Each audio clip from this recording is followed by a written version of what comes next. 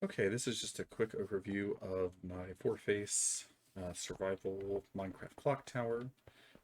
So this clock tower is not too expensive to build. I mean, definitely not going to be something you're going to be building super quick, but isn't too crazy either, and is fairly behaves fairly accurately um, to the way you'd expect a clock tower to work. So that is sort of in the morning. Um, is about 6 a.m. and then at night when you go to bed around 6 p.m. These corresponding roughly to sunset and sunrise. And it's able to keep this time within the Minecraft day fairly accurately, even with leaving to the nether or logging off or to just um, uh, sleeping through the night, as it sort of resyncs the time uh, every dusk and every dawn. So if you do come back, reload the chunk, and it's off, it's usually only ever going to be off for the next, till the next dusk or dawn.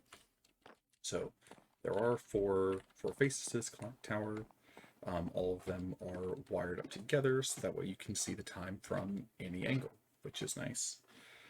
Um, Up here, where we're heading, is where all of the redstone and logic is.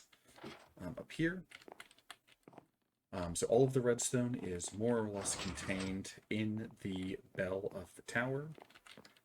So if we climb up here, we can see all of the wiring that connects the four faces of the clock tower. This is kind of a mess, but with how close the clock tower faces are together, there's only so much you can do. Um, so sort of what's connected is just a result of how I could get the wires to interact without, or reasonably compact without interfering with each other. So a lot of these repeaters are just for signal isolation.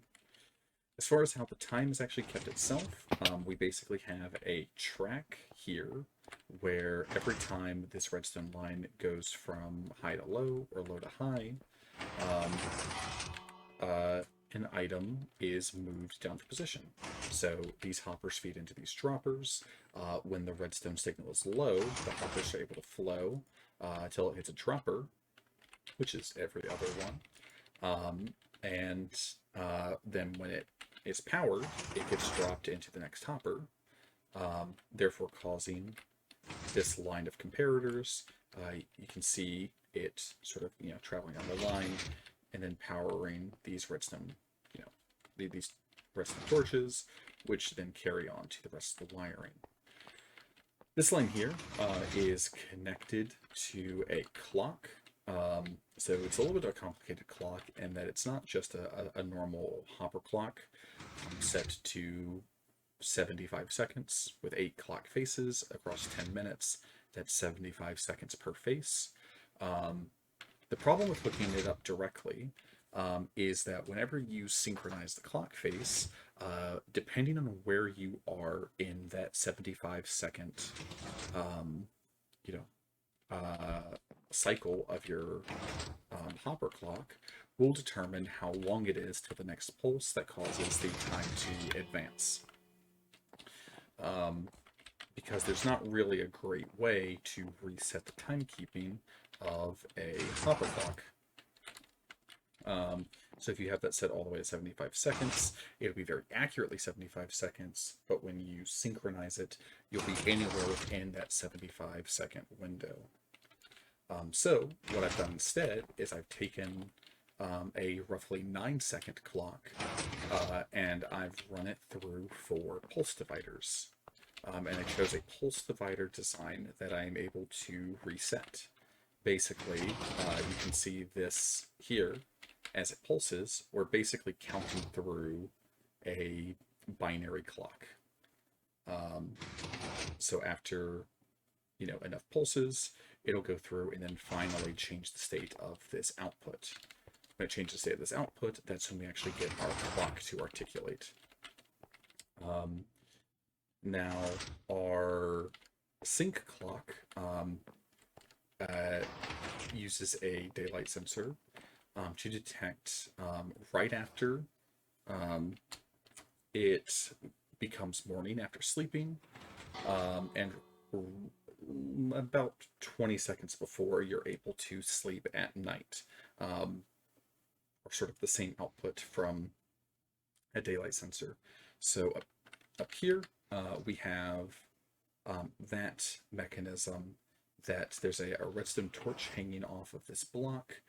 During the day, this redstone torch is off. At night, that redstone torch is on. And this observer detects when it changes, on or off at dusk or dawn. Now, when we go to reset our clock, we have a few things that needs to happen.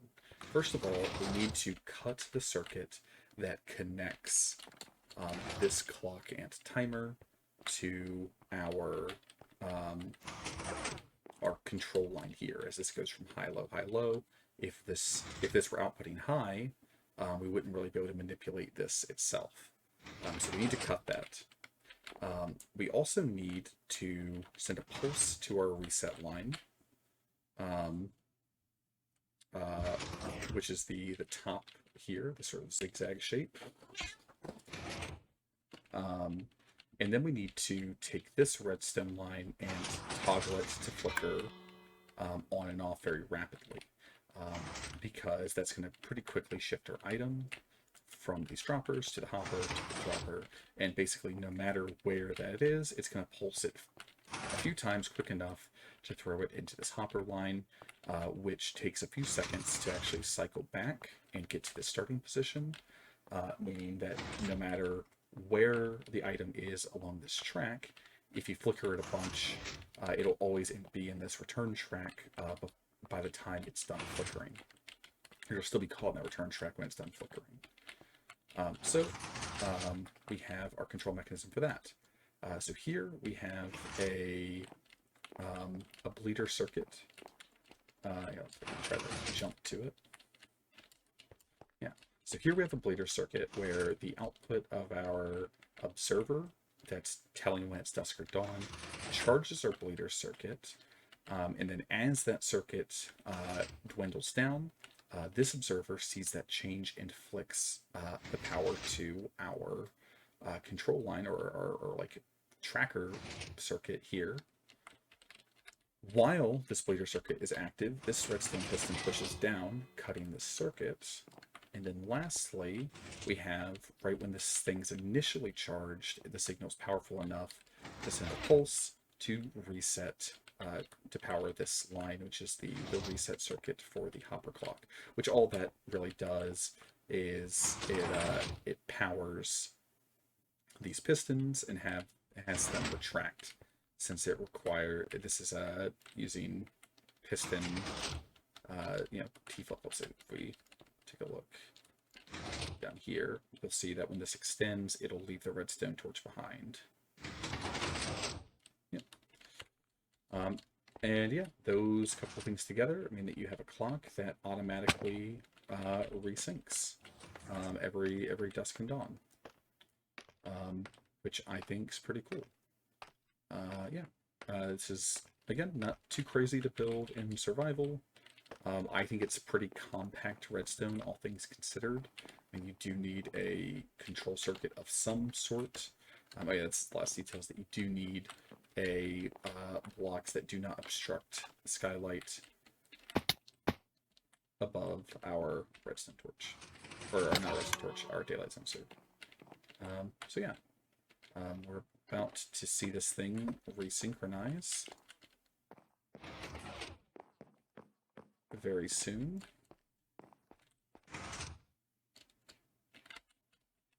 As it is rapidly approaching night.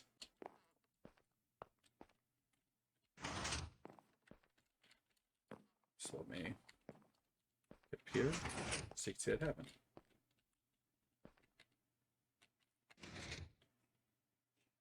Should be very soon. I'll fast forward until then at least.